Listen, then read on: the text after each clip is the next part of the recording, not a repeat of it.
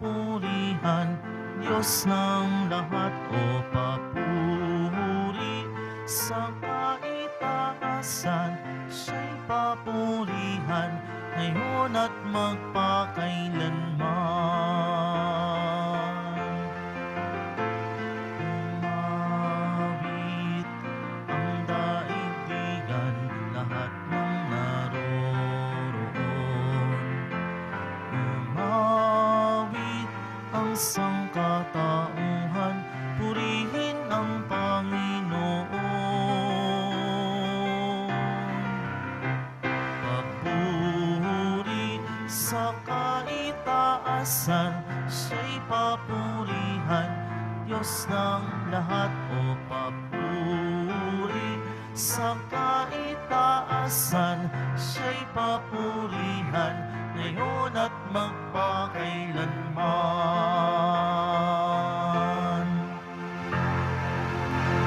Sa ngalan ng Ama at ng Anak at ng Espiritu Santo, Amen. ang pagpapala ng ating Panginoong Hesukristo, ang pag-ibig ng Diyos Ama, at ang pakikipagkaisa ng Espiritu Santo naway suma inyong lahat. At sumaiyo rin. Sa ating banal na misang nugunita po natin si Santa Escolastica, dalaga, religyosa, kapatid ni San Benito. Nasabi sa kanya ni San Papa Gregorio, marami siyang nagawa dahil malaki ang kanyang pagmamahal sa Panginoon. Matularan natin siya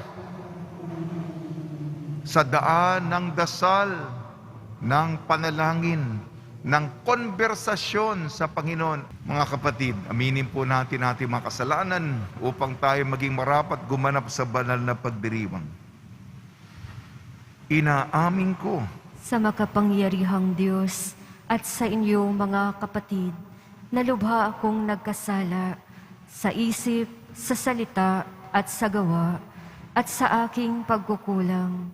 Kaya isinasamo ko sa mahal na Birheng Maria, sa lahat ng mga anghel at mga banal, at sa inyo mga kapatid, na ako'y ipanalangin sa Panginoong ating Diyos. kaawaan tayo ng makapangyarihang Diyos. Patawarin tayo sa ating makasalanan at patnubayan tayo sa buhay na walang hanggan. Amen. Panginoon, kaawaan mo kami. Panginoon, kaawaan mo kami. Kristo, kaawaan mo kami. Kristo, kaawaan mo kami. Panginoon, kaawaan mo kami. Panginoon, kaawaan mo kami. Manalangin tayo. Ama naming makapangyarihan, buong galak naming pinararangalan ang alaala ni Santa Escolastica. Ang pagtingin namin sa kanya bilang huwaran ng katapatan ay magbunga nawa ng aming pagkakaroon ng maasahang pag-ibig sa aming paglilingkod sa iyo at sa pamumuhay na walang mali mong kagalakan sa pamamagitan sa Kristo kasama ng Espiritu Santo magpasawalang hanggan. Amen. Magsiupo na po ang lahat. Pagbasa mula sa unang aklat ng mga hari. Nang matanda na si Solomon, nahikayat siya ng kanyang mga asawang taga-ibang bansa na sumamba sa kanilang mga Diyos-Diyosan. Hindi siya nanatiling tapat sa Panginoon. Hindi niya sinundan ang halimbawa ni David na kanyang ama. Sumamba siya kay Astarte, ang diyosa ng mga Sidonyo, at kay Nikom, ang kasuklam-suklam na Diyos-Diyosan ng mga Amonita. Ginawa nga ni Solomon ang ipinagbabawal ng Panginoon, at hindi niya sinundan ang halimbawa ng kanyang amang si David, na naglingkod ng buong katapatan sa Panginoon. Sa burol na nasa silangan ng Jerusalem, ay nagtayo siya ng mga sambahan para kay Semos, ang karumal-dumal na Diyos-Diyosa ng Moab, at para kay Molok, ang kasuklam-suklam na Diyos-Diyosan ng mga Amonita. Ipinagpagawa niya ng kanya-kanyang mga dambana ang mga Diyos-Diyosan ng lahat niyang mga asawang dayuhan, at ang mga ito'y nagsuob doon ng kamanyang at naghain ng mga handog. Nagalit ang Panginoon kay Solomon dahil sa ginawa niyang ito. 2 beses na napakita sa kanya ang Panginoon at pinagbawalan siyang maglingkod sa mga Diyos-Diyosan. Ngunit hindi niya pinansin ang Panginoon, kaya nga't sinabi nito sa kanya, dahil sa hindi mo paggalang sa aking tipan at hindi mo pagsunod sa aking mga tagubilin, aalisin ko sa iyo ang kaharian at ibibigay ko sa isang alipin mo. Ngunit alang-alang kay David na iyong ama, hindi ko gagawin ito sa panahon mo, kundi sa panahon ng iyong anak. Isang lipi lamang ang ititira ko sa kanya, alang-alang kay David na aking lingkod. Alang-alang sa Jerusalem, ang lungsod na aking hinirang. Ang salita ng Diyos. Salamat sa Diyos. Panginoong masintahin, ang bayan mo'y gunitain. Panginoong masintahin, ang bayan mo'y gunitain. Dapat na magalak ang sinumang tao na makatarungan, nagawang matuwid ang siyang adhika sa buo niyang buhay. Tulungan mo ako kapag ang bayan mo'y iyong nagunita. Sa pagligtas mo, isama mo sana ang lingkod mong aba. Panginoong masintahin, ang bayan mo'y gunitain. Sa halip na sundin ang utos ng Diyos, bagkos nakisama, at maling gawain ng mga pagano ang sinunod nila. Ang Diyos-Diyosan ang sinamba nila at pinaglingkuran. Sa ginawang ito, sila ang nagkamit ng kaparusahan. Panginoong masintahin, ang bayan mo'y gunitain. Pati anak nilang babae't lalaki ay inihaing lubos. Sa Diyos-Diyosan, mga batang ito ay dinalang handog. Itong Panginooy nagpuyos ang galit sa mga hinirang.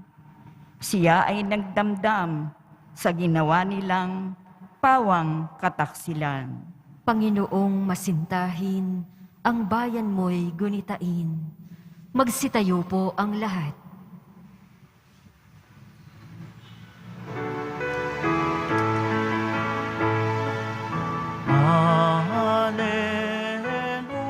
Alleluia,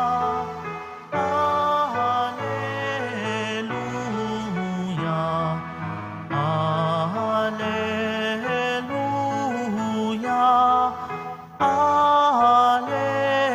Alleluia. Sa kababaan ng loob, dinggin ang salita ng Diyos upang kayo ay matubos. Alleluia, Alleluia,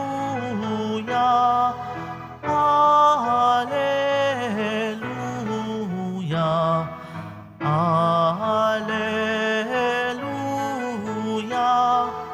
Alleluia.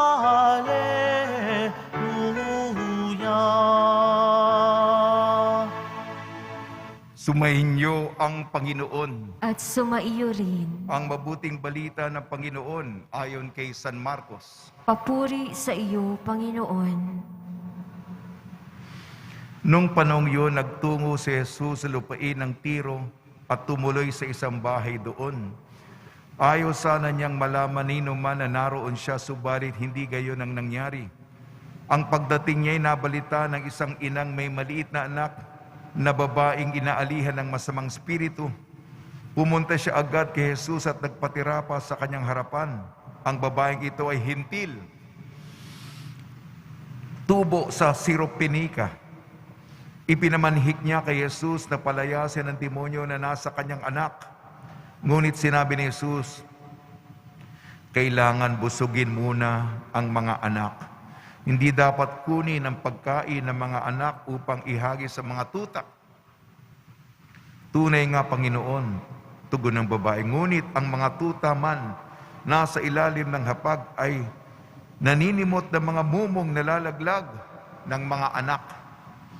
Kaya't sinabi sa kanya ni Jesus, dahil sa sinabi mo, maaari ka nang umuwi. Iniwan na ng demonyo ang iyong anak.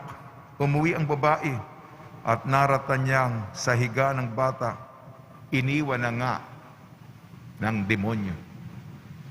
Ang mabuting balita ng Panginoon. Pinupuri ka namin, Panginoong Hesukristo. Magsiupo na po ang lahat.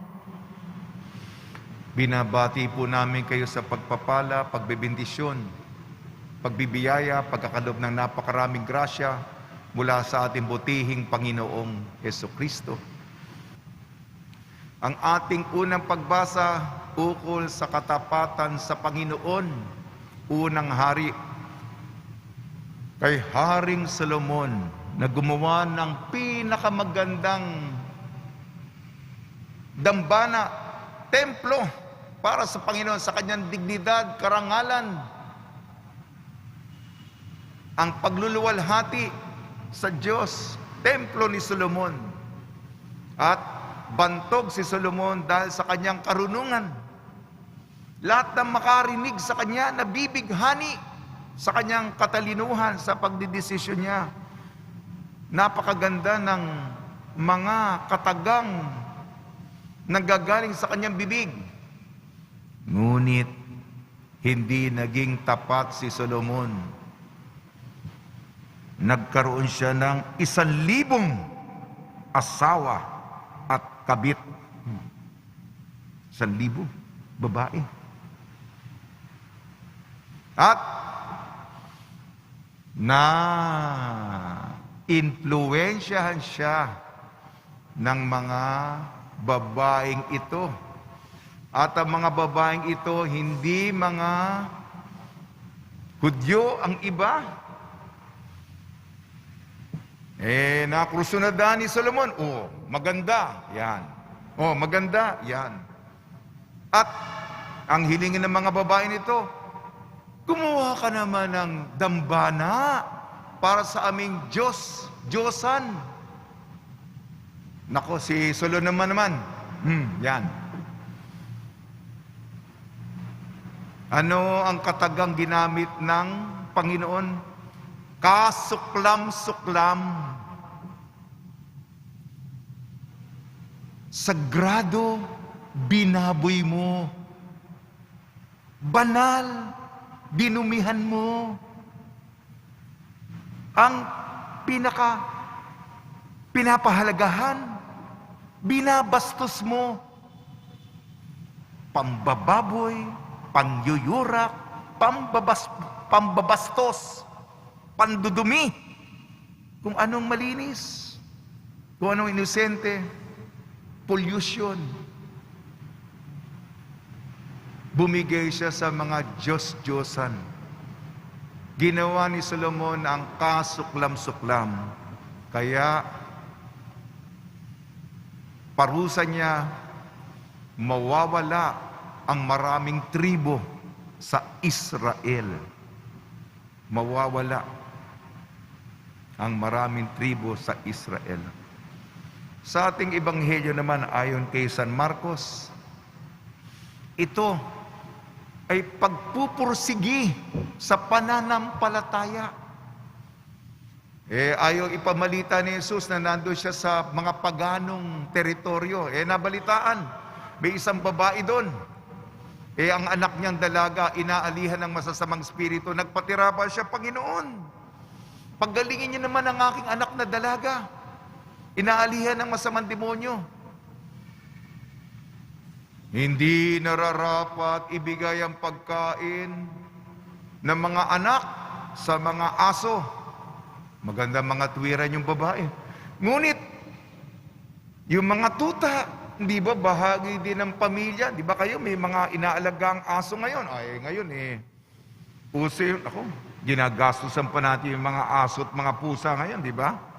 May mga damit-damit pa. May mga hospital pa sila. Bahagi sila ng pamilya.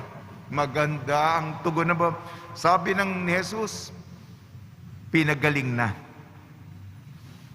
Ang aral para sa atin, unang pagbasa, katapatan sa tipan. Katapatan sa Kanya. Sa Ebanghelyo man, pagpupursigi, pagpupunyagi, pagtiyagaan mo lang.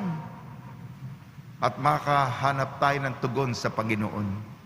Sa tulong ni Maria, ni San Jose, ni Santa Escolastica, nawa lumalim ang ating mga dasal, nawa po, tayo po ay maging matyaga sa ating pananampalataya, pursigido, masipag sa paglapit sa Panginoon.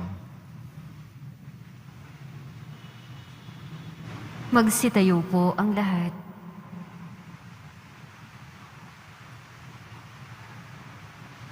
Minamahal ko mga kapatid, binuwag ni Jesucristo ang pader na naghihiwalay sa mga Hudyo at Hintil bilang isang sambayanan ng iisa, bago at walang hanggang tipan. Manalangin tayo sa Amang nagbubuklod sa atin. Tugon po natin, Diyos ng lahat ng bansa, pakinggan mo kami. Diyos ng lahat ng bansa, pakinggan mo kami. Ang simbahan sa buong daigdig, naway maging daluyan ng awa, kapayapaan at pag-ibig ng Diyos. Manalangin tayo. Diyos ng lahat ng bansa, pakinggan mo kami. Bilang komunidad ng mananampalataya, naway hindi tayo magkahati-hati dahil lamang sa mga simple o walang kwentang dahilan ng away. Manalangin tayo. Diyos ng lahat ng bansa, pakinggan mo kami. Ang mga inang nagiging balisa at nag-aalala tungkol sa kalusugan ng kanilang mga anak, naway huwag makalimot na tumawag kay Jesus. Manalangin tayo. Diyos ng lahat ng bansa, pakinggan mo kami. Ang mga may sakit at mga naghihingalo, naway makatagpo na kaginhawahan sa Diyos ng pag-ibig at awa. Manalangin tayo. Diyos ng lahat ng bansa, pakinggan mo kami. Makapangyarihan Diyos, aming kanlungan at lakas, nais mo na kami ay maging iisang sambayanan. Maging bukas nawa ang aming kalooban sa pangangailangan ng iba. Iniling namin sa pamamagitan ni Kristo na aming Panginoon. Amen. Magsiupo na po ang lahat.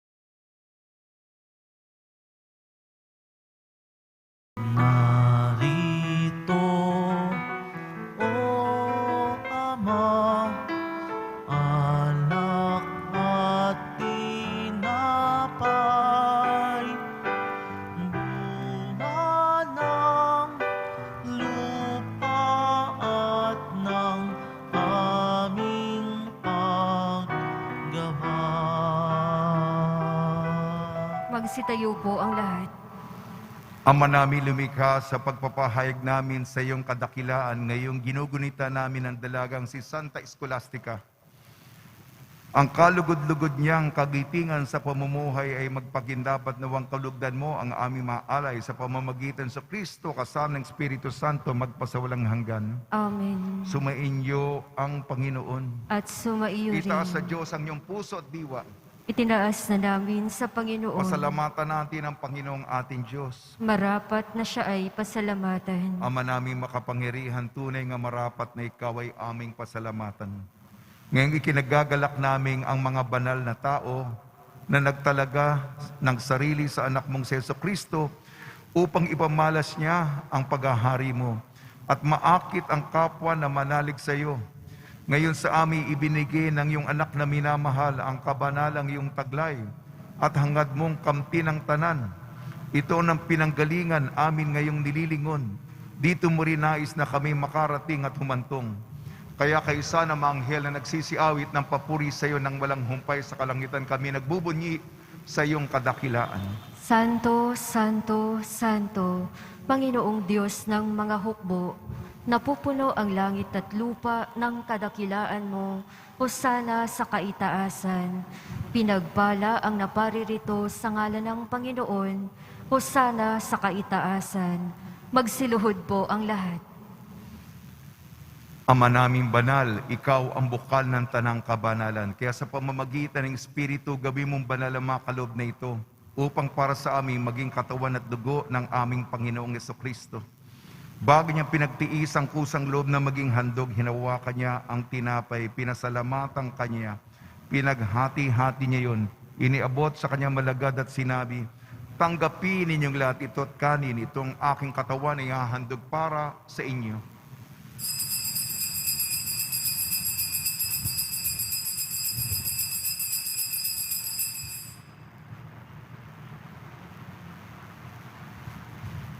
Gayun din naman nung matapos ang hapunan, hinawakan niya ang kalis, muli kanyang pinasalamatan. Inibot niyang kalis sa kanyang malagad at sinabi, tanggapin ninyong lahat ito at inumin. Ito ang kalis ng aking dugo, ng bago at walang hanggang tipan. Aking dugo ni bubuhos para sa inyo at para sa lahat sa ikapagpapatawad ng mga kasalanan. Gawin ninyo sa pag-alala sa akin.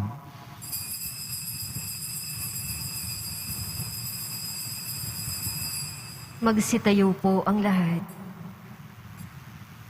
Ipagbunyi natin ang misteryo ng pananampalataya. Si Kristo ay gunitain, sarili ay inihain. Bilang pagkait inumin, pinagsasaluhan natin hanggang sa siya'y dumating. Ama, ginagawa namin ngayon ng pag-alala sa pagkamatay at muling pagkabuhay ng iyong anak. Kaya't iniali namin sa iyong tinapay na nagbibigay buhay at ang kalis na nagkakaloob ng kaligtasan. Kami nagpapasalamat dahil kami minarapat na tumayo sa harap mo para maglingkod sa iyo. Isinasamo namin kami magsasalo-salo sa katawan at dugo ni Kristo ay mabuklod sa pagkakaisa sa pamamagitan ng Espiritu Santo.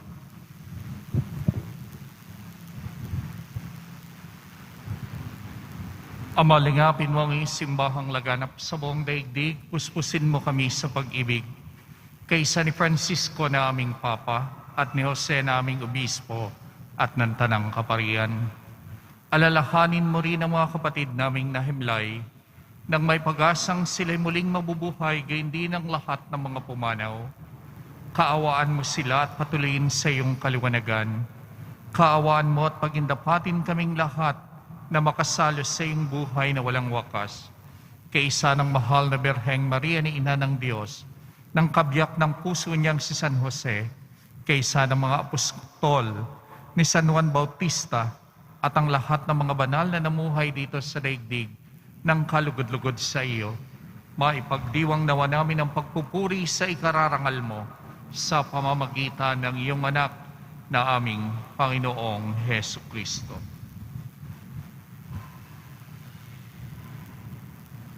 Sa pamamagitan ni Kristo, kasama niya at sa Kanya ang lahat ng parangal at papuri ay sa iyo, Diyos amang makapangyarihan, kasama ng Espiritu Santo, magpasawalang hanggan. Amen. Sa tagubili naman nakakagaling na utos sa turo ni Jesucristo na Panginoon natin at Diyos, ipahayag natin ng lakas loob. Ama namin, sumasalangit ka. Sambahin ang ngalan mo. Mapasa amin ang kaharian mo. Sundin ang loob mo dito sa lupa para nang sa langit. Bigyan mo kami ngayon ng aming kakanin sa araw-araw at patawarin mo kami sa aming mga sala para ng pagpapatawad namin sa nagkakasala sa amin. At huwag mo kaming ipahintulot sa tukso at iadya mo kami sa lahat ng masama. Hinihiling namin kami iadya sa lahat ng masama, pagkalooban ng kapayapaan, araw-araw iligtas sa kasalanan at ilayo sa lahat ng kapahamakan. Samantalang aming pinananabikan ang dakilang araw ng pagpapahayag ng tagapagligtas naming sa Jesucristo. Sapagkat iyo ang kaharian at ang kapangyarihan at ang kapurihan, magpakailanman. Amen. Panginoon Jesucristo, sinabi mo sa iyong apostol, kapayapaan iniiwan ko sa inyo, aking kapayapaan binibigay ko sa inyo. Tungayan mo ang aming pananampalataya at huwag ang aming mapagkakasala. At pagkalooban mo kami na kapayapaan at pagkakaisayin sa iyong kalooban, kasama ng Espiritu Santo, magpasawalang hanggan. Amen. Mga kapatid, mga kaibigan, sumainyo pong kapayapaan ng ating Panginoon. At sumaiyo rin. Magbigayan po tayo ng kapayapaan sa isa't isa. Kordero ng Diyos na nag-aalis ng mga kasalanan na sanlibutan, maawa ka sa amin. Kordero ng Diyos na nag-aalis ng mga kasalanan ng sanlibutan, maawa ka sa amin. Kordero ng Diyos na nag-aalis ng mga kasalanan ng sanlibutan, ipagkaloob mo sa amin ang kapayapaan. Magsiluhod po ang lahat. Ito ang kordero ng Diyos. Ito nag-aalis ng kasalanan ng sanlibutan. Mapalad ang inayayahan sa kanyang piging. Panginoon, hindi ako karapat-dapat na magpatuloy sa iyo, ngunit sa isang salita mo lamang ay gagaling na ako.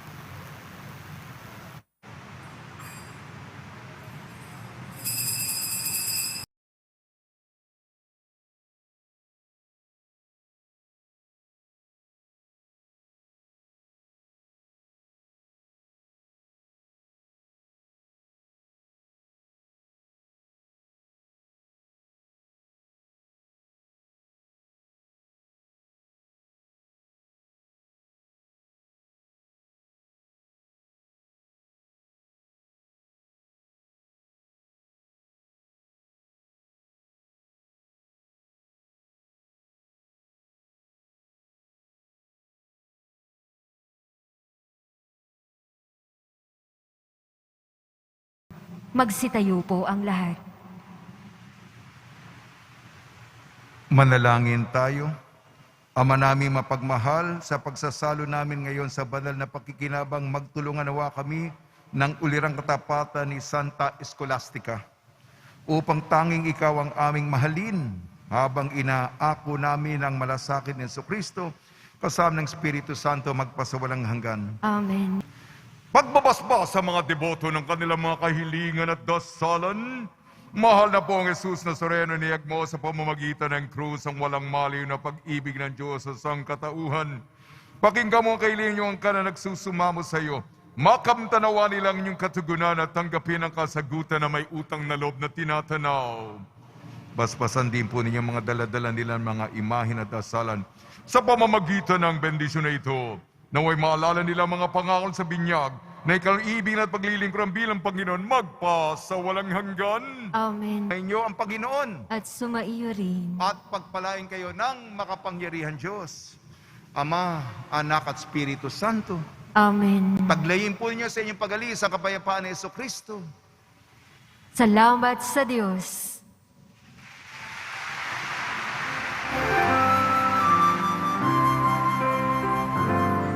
Nuestro Padre Jesus Nazareno, sinasamba ka namin. Pinipintuho ka namin. Aral mo ang aming buhay. at kaligtasan, Nuestro Padre Jesus Nazareno. Iligtas mo kami sa kasalanan. Ang krus mong kinamatayan ay sagisag ng aming kaligtasan. Nuestro Padre Jesus Nazareno, pinarangal ka namin. Nuestro Padre Jesus Nazareno, nilulwalhati ka namin. Nuestro Padre Jesus Nazareno, dinarangal ka namin. Nuestro